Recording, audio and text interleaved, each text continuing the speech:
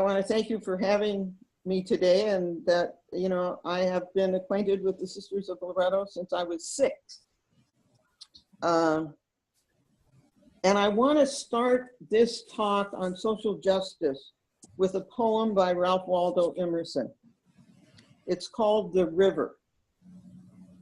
And the reason I like the poem so much is because, at least for me, it sums up how I personally relate to and feel about Loretto. The poem is called The River. It was written by Ralph Waldo Emerson. And every time I think of going to the mother house, this poem says everything I feel. I beheld once more my old familiar haunts. Here is the river, the same blue wonder that my infant eye admired. The fragrant flag roots in our ancestors who lived here, the fragrant blossoms that went therefore into the world to bring their ministry. Here it is, unaltered. Here is the rock where, as children, we were caught with bended pen, our earliest fish. There is much triumphing that goes along in these lands. Over these fields, I chased a butterfly, a blooming hunter of a fairy fine, and when overheard, the ancient crows hold their sour conversation in the sky. They are the same, but I am never the same until after I have left the mother house. I am wiser, but I do not regret the changes that have occurred in me. The trees, the stones I carry in my heart. These idle flowers that tremble in the wind, I also carry in my heart. The stream, the trees, the grass, the sighing wind, all of them utter sounds of nourishment, and they give us great parental love.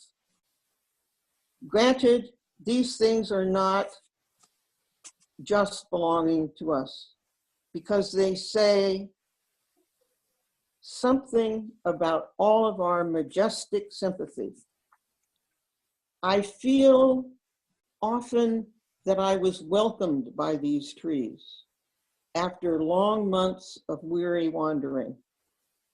They know me as their child, for side by side, they are co-equal with all my Loretto ancestors, who adorned with them my country's primitive times and gave my dust their shade.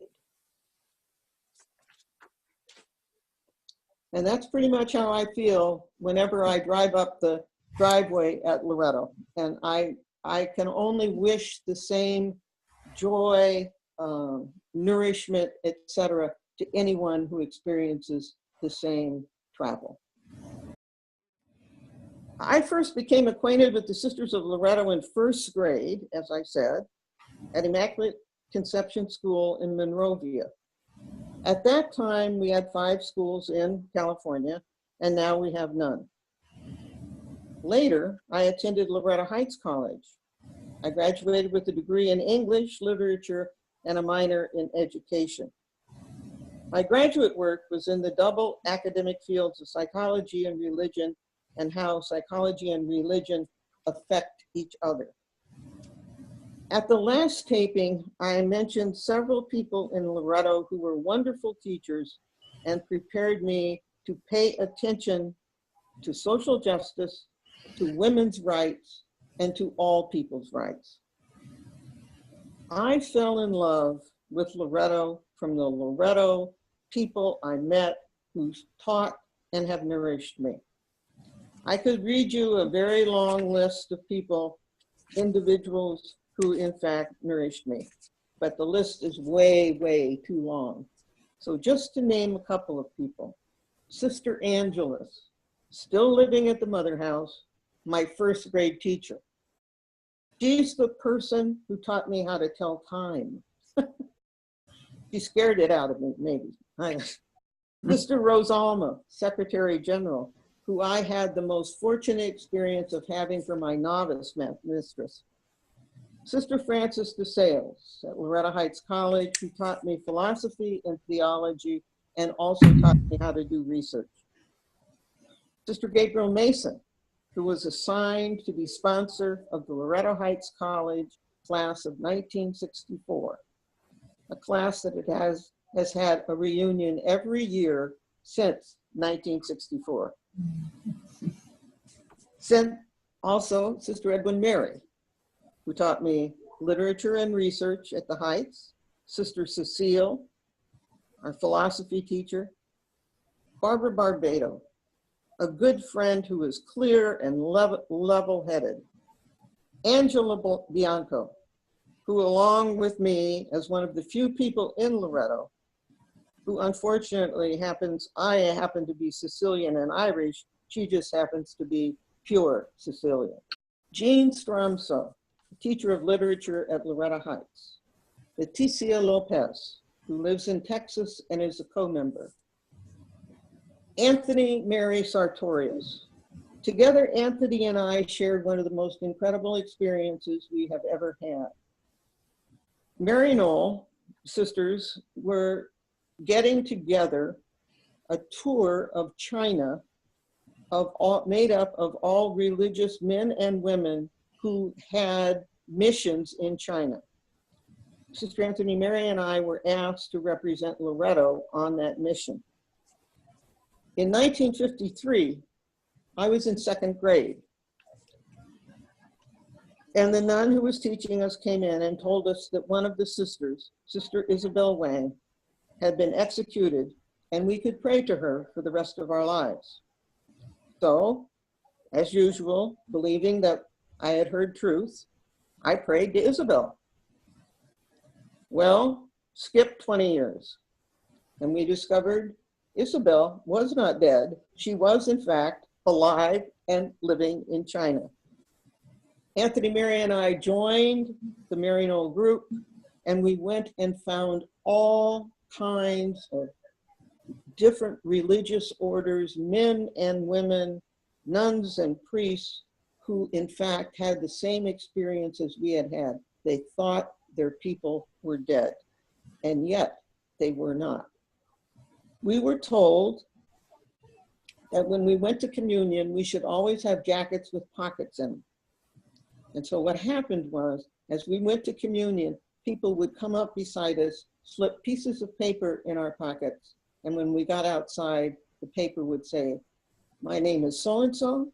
I used to belong to this religious community. Tell them I am alive." We had probably easily 50 pieces of paper. Now, I had learned, as I said, in the second grade that Isabel had been executed. Well, she hadn't, because standing on the steps of the Hanyang Cathedral in China, at Hanyang, there was a little woman with a white hat on. And I said to this person, "Are you Isabel?" She said, "I am Isabel, but I am first Loretto." Well, we were a little shocked and somewhat overwhelmed. We didn't know quite what to do, so we called Mary Ann Coyle, who was president of the community. Mary Ann, being the activist that she is, immediately called Pat Schroeder, who at that time was the representative from Colorado. Pat Schroeder happened to be in Beijing at the time that Mary Ann called her. Pat arranged for Isabel to get a passport immediately. And so we were able to bring Isabel her greatest wish, which, as she said, "Take me to my old Kentucky home." And so we did. This is something that I consider to be one of the most beautiful experiences of my life. To think that this woman who longed for us was able to come back to Loretto, to live there, and to know that she was a part of us. The fact that we helped found the Sisters of St. Mary, I think means some of us need to go back. They're all so old. I mean, they're in their 80s, you know, and they're dying.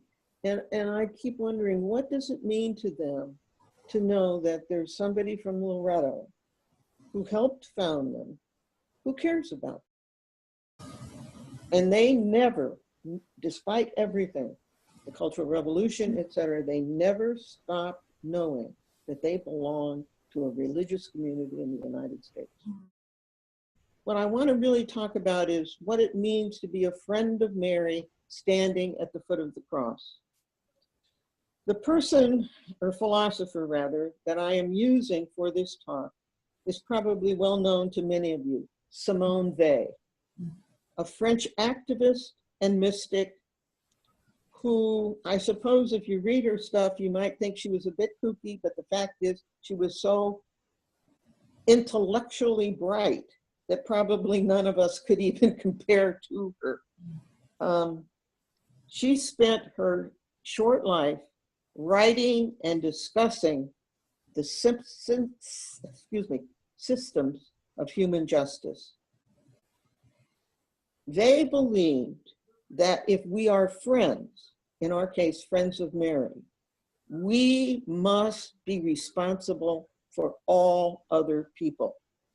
And this obligation stems from the fact that all people are children of God.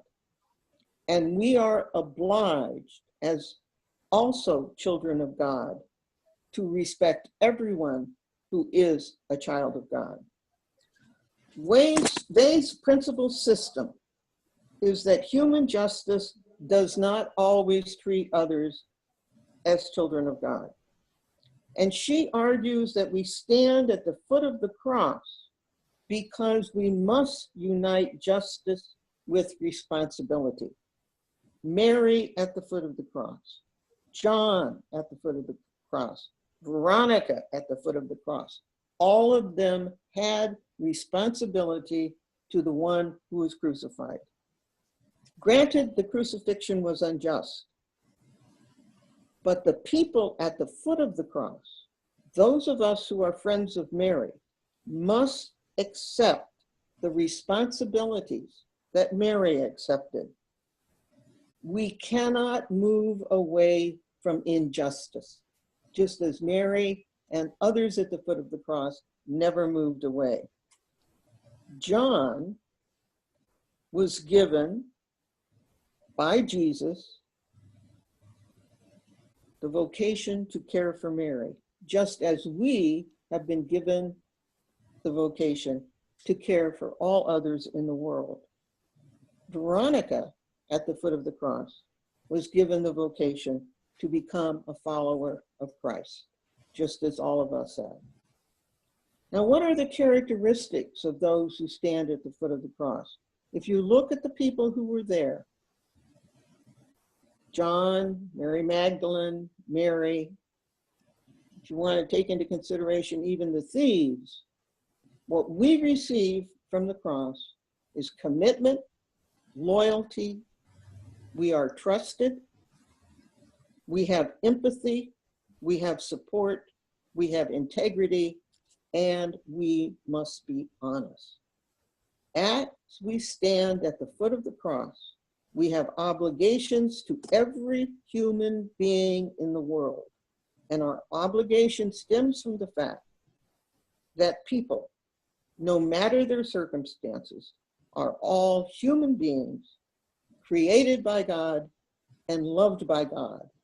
And those of us who stand with Mary at the foot of the cross must love all, even those who are unjustly treated.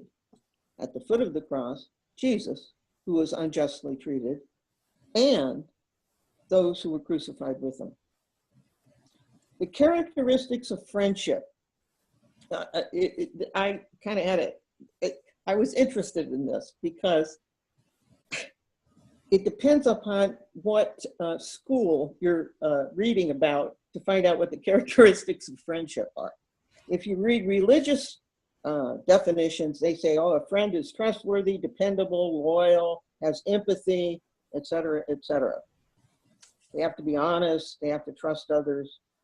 But that is not what Vay says. He says if you stand at the foot of the cross, you have to pay attention to injustice anywhere you see it. You have the obligation to become companions to others. You have the obligation to support others. And you have the obligation to accept your obligation. As friends of Mary at the foot of the cross, our obligations are always to befriend those who are less fortunate, which of course leads to social justice.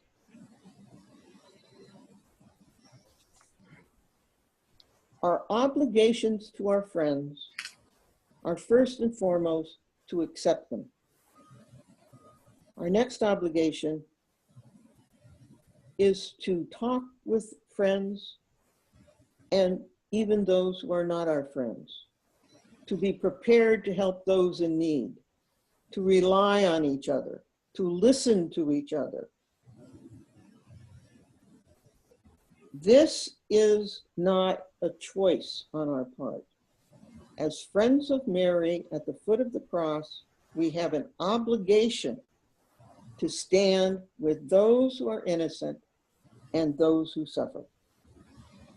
And there are no conditions on this task. Our obligation always relates to another human being, whether they be judged poor, whether they be judged poverty-stricken, or whether they be judged not adequate enough to compete in the usual social society. Standing at the foot of the cross compels us as friends to do what the friends of Jesus did at the foot of the cross, which is to love, to be faithful, and to try to right wrongs. Our obligations are both religious and civil. Romans chapter 13 tells us that one of our obligations is to worship. Another obligation is to request that the grace of God be alive in our world, that we be good citizens, that we be ministers of God to those who are in need. Amazingly enough, that we also pay our taxes, and that we are obliged to fulfill the law of love to everyone we meet. The people at the foot of the cross were, to begin with, Mary Magdalene. Now remember, Mary Magdalene had had 7 demons in her, and she was cured by Jesus. So she was considered somewhat of an outcast. Nevertheless, she was faithful. Mary, the mother of Jesus, who experienced pain, sorrow for the innocent, and fidelity to all who suffered, not only her son, but the thieves on the cross. Jesus provided for Mary as we provide for our parents. And what he did on the cross was he gave Mary to John. In other words, what he did was he recognized the need that Mary would have, and he arranged, as he was dying, to have someone care for her. That is the same obligation we have when we see that someone needs. We have the obligation to arrange something for that individual. John, at the foot of the cross, was put in a place of responsibility. As disciples of Christ, we are, well, we're not disciples of Christ, I guess we're Catholic, but anyway, it's the same idea. We have a place of responsibility to care for those who suffer.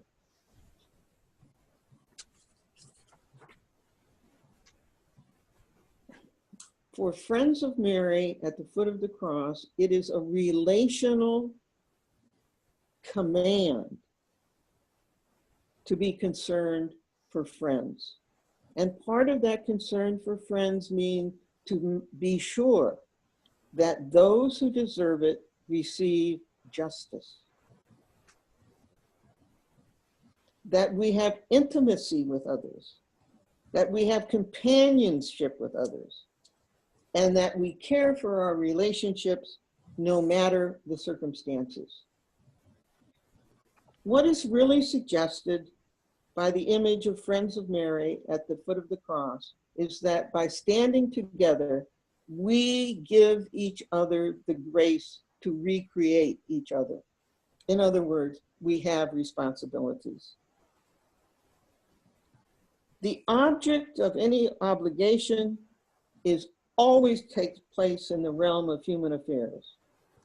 In other words, we have an obligation to everyone because they, like us, are simply human. We don't or should not ask questions like, well, why do they have more than I do? The fact of the matter is, I may have more than they do, but the ultimate underlined fact is that why don't they? And what can we provide to them so that they will also share in the graces?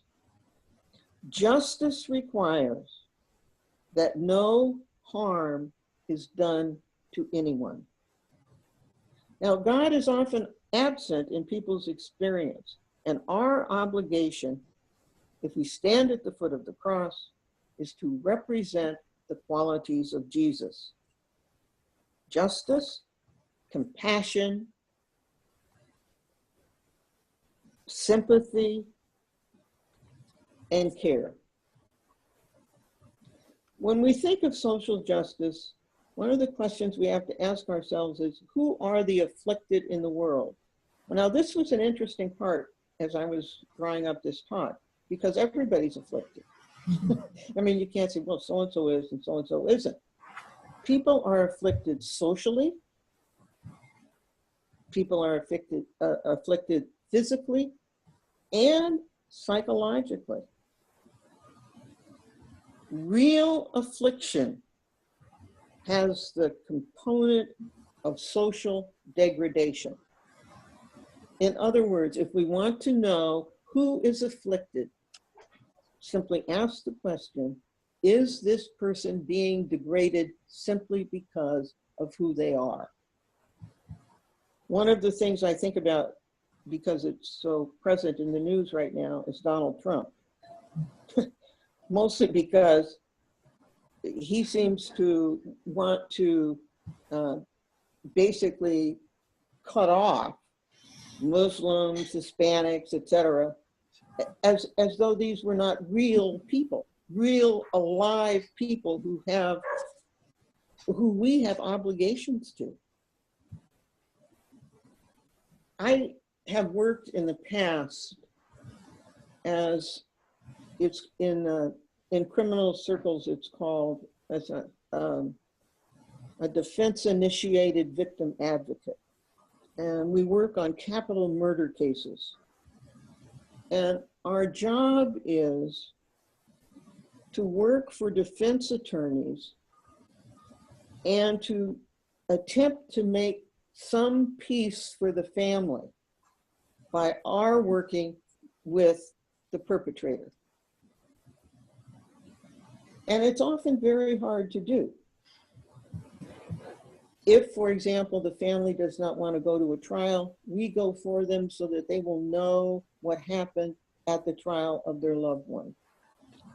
One of the most amazing experiences I ever had in this job was I was working with a woman whose son had been brutally murdered in a park here in California.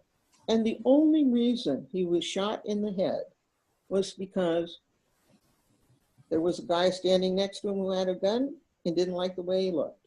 Shot him right smack in the head.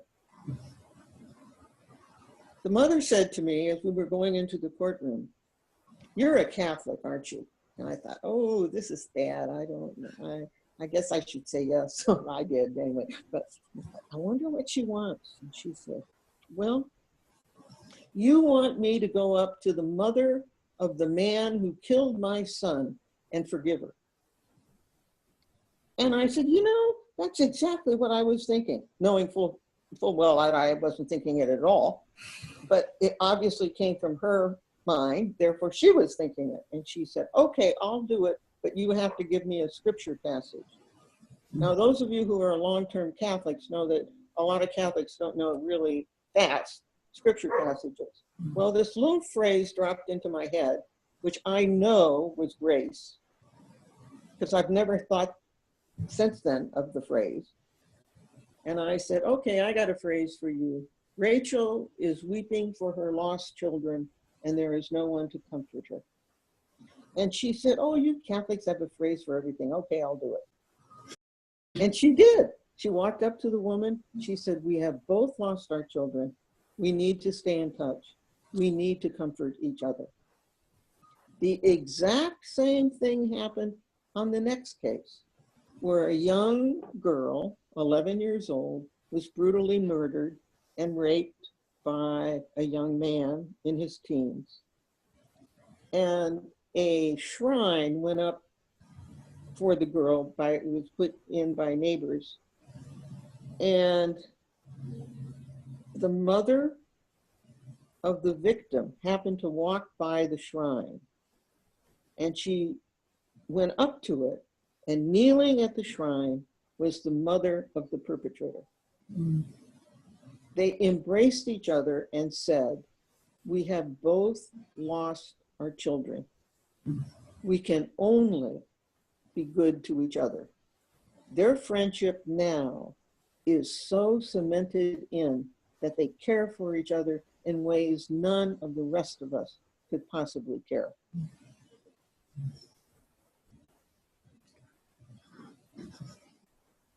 It's an amazing thing to think of mothers who have both lost children, one as a perpetrator and one as a victim, who now live lives of comforting each other.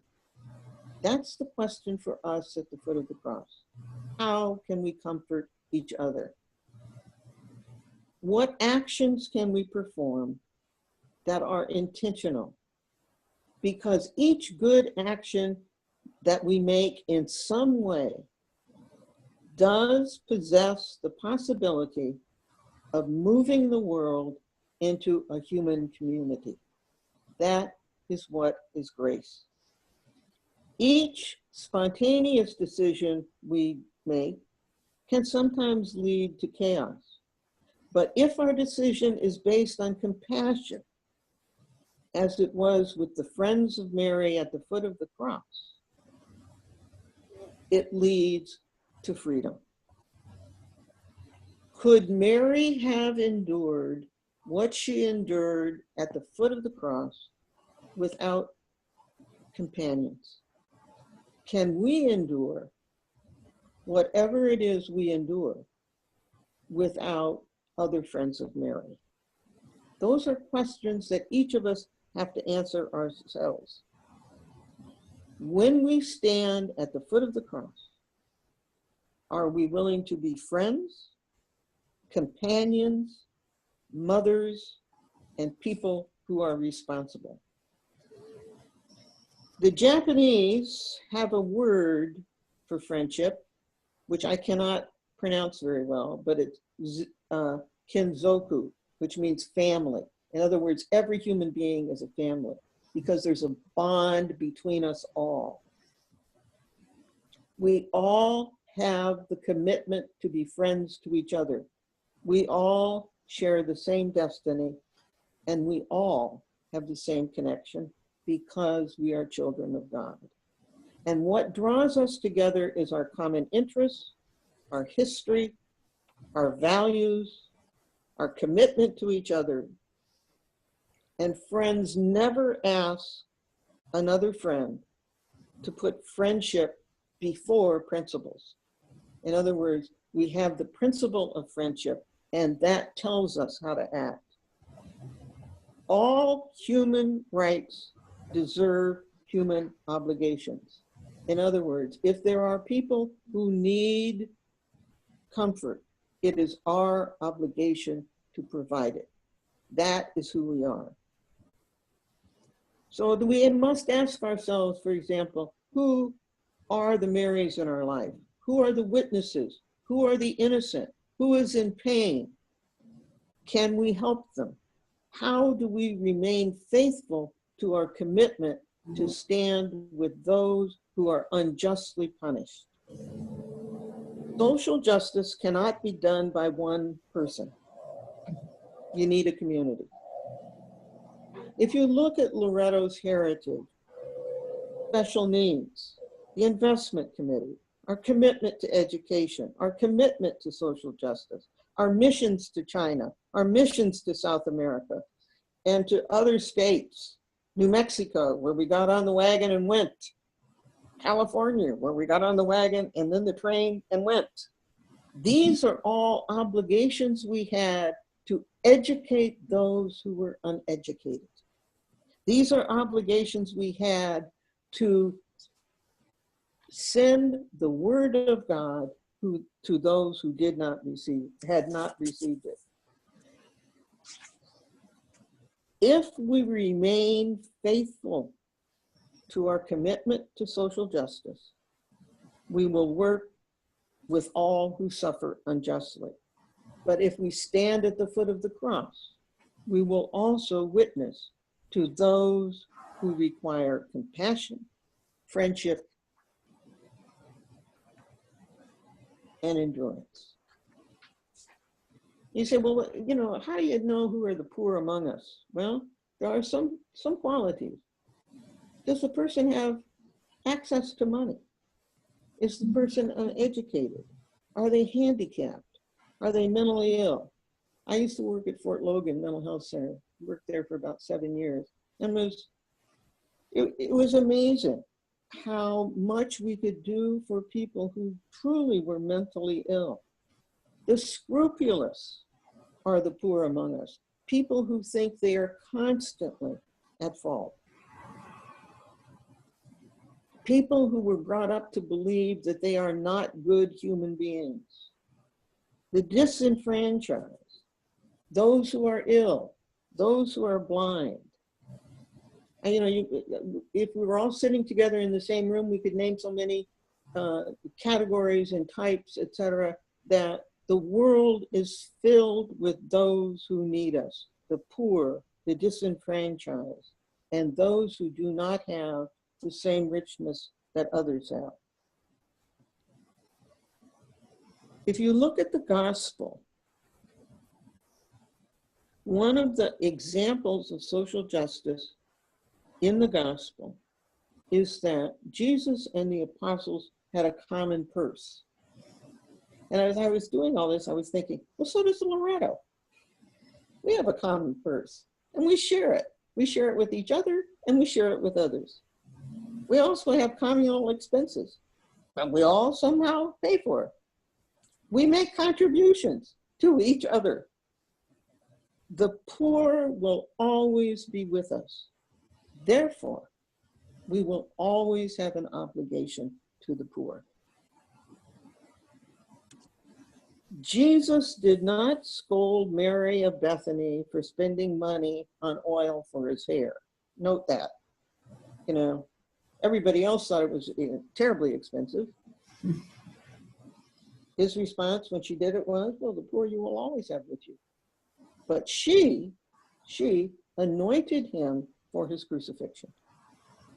The way we enter into social justice is to know that we have obligations. We have obligations because we are made in the image of God, because often we are broken, which is exactly what those who do not have what we have are, broken, and that love is mending what is broken. Love is the glue of grace. What Vey says is, if we stand at the foot of the cross, we could name all the categories of people who are being treated unjustly. And that is our vocation, to stand with Mary at the foot of the cross for all those who unjustly suffer. Our obligation as Friends of Mary is to stand with the poor. That's why our name leads us to social justice. It can't take us anywhere else. The notion that standing with another or with others is in fact solidarity. And as if all of us, again, using the image of standing at the foot of the cross, are solidly understanding that, in fact, there are people in the world who are treated unjustly. And that's just as Jesus was, just et cetera, et cetera. And that our obligation is to stand with Mary because she stood with someone who had treated unjustly. If we are her friends, then we respond to those who are treated unjustly. I know when I was working at Fort Logan, I used to think how much the people were changing my life rather than how much I was changing their life. You know, that there was a definite mutuality going on. I learned so much from people who other people thought, you know, well, what do they know? Or, you know, they're mentally ill, you can't. That's not true. I mean, it's that you can learn so much about faithfulness, fidelity, truthfulness, etc. And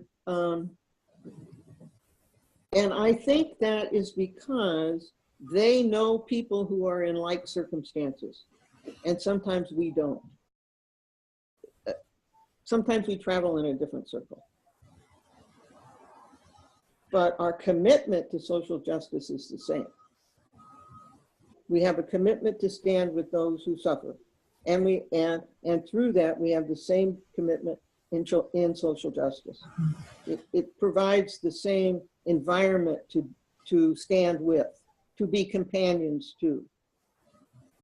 We're not just friends of Mary, we're friends of all who are innocent yet suffer.